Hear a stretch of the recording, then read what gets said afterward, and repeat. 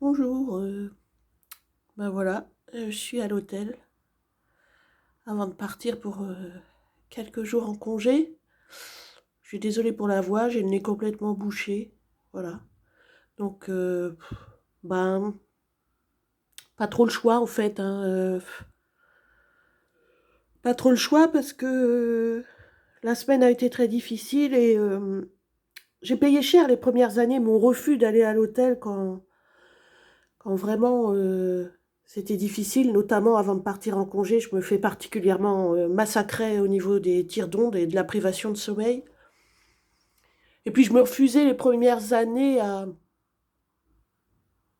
payer une nuit d'hôtel. Je trouvais ça ridicule de mettre 70, 80 balles euh, dans, dans, dans une chambre d'hôtel à 300 mètres de chez moi, quoi. En plus, bah, souvent je pars en train, pardon. Mon logement, il est tout près de la gare. Et donc, c'était d'autant plus ridicule de devoir payer une chambre d'hôtel tout près, quoi, parce que quitte à partir, autant que ça soit pas trop loin de la gare, quoi. Et mon logement est à 200 mètres, donc c'était franchement... je me refusais obstinément à partir, à louer, pardon, une chambre. Et je l'ai payé cher au niveau santé, donc maintenant, j'hésite plus. Et avant mes congés, la dernière nuit, je prends une nuit d'hôtel. Alors,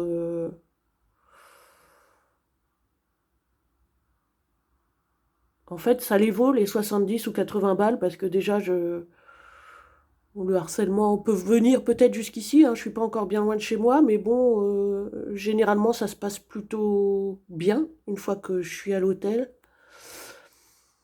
Là, c'était miraculeux car il y avait une baignoire en plus, donc, vu l'état du corps, les courbatures et tout, de la fièvre aussi, j'ai eu beaucoup.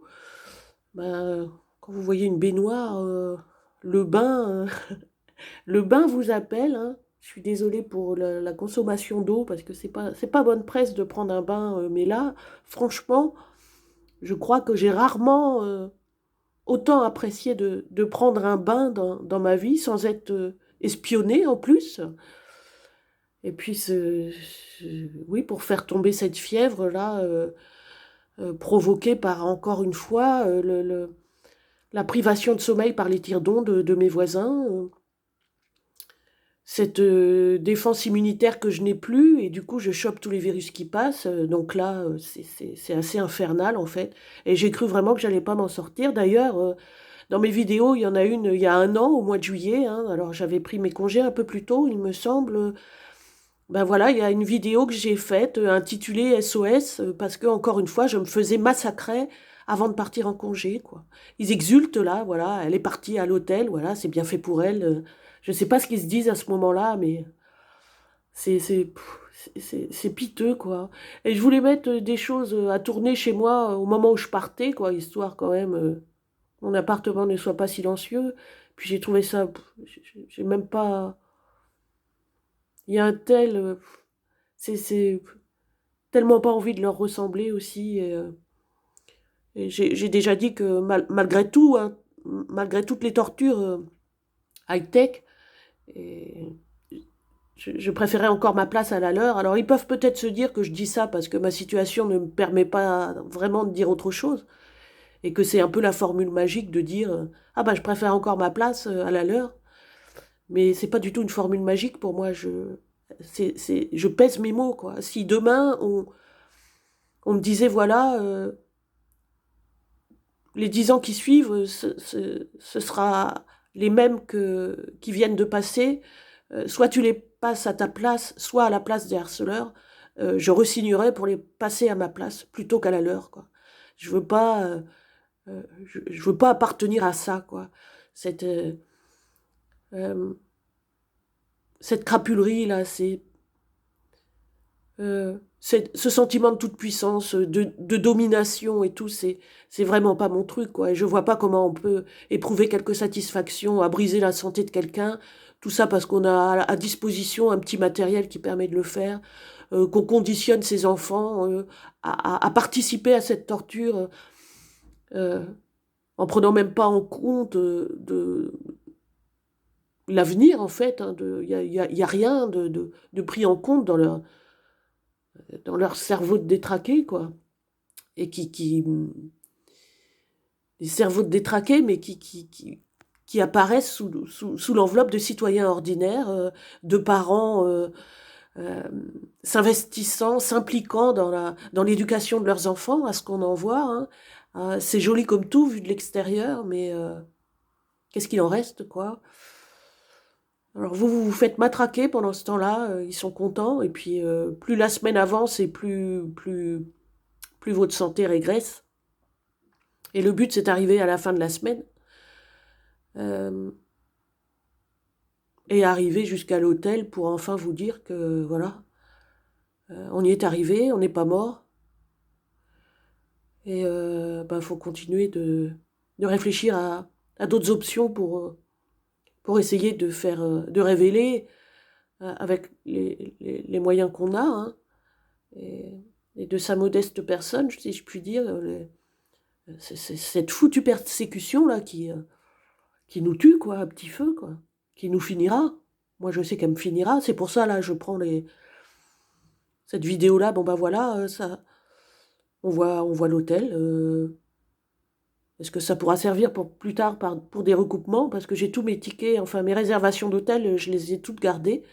J'ai pas réservé des masses de fois, hein, puisque comme je l'ai dit, les premières années, je trouvais ça ridicule, mais je l'ai payé tellement cher. Si c'est pour... je me rappelle encore ces 2 ou 3 premières années où j'arrivais jusqu'au train, mais dans un état lamentable, et puis je vomissais arrivé à Paris, souvent, puisque je passais par Paris. J'étais à peine arrivée à la gare Montparnasse que je vomissais autant comme autant. Voilà. Donc là, au moins, la dernière nuit, bon, bah, je sais pas, hein, je pense pas qu'il peut se passer forcément beaucoup de choses, mais en tout cas, j'ai pu prendre un bain tranquillement. Et ça, déjà, rien que ça, je ne sais pas si les personnes qui sont pas harcelées comme nous, les personnes ciblées par ondes et par des individus qui savent un peu tout ce qu'on fait H24, en violant notre intimité à qui mieux mieux, euh,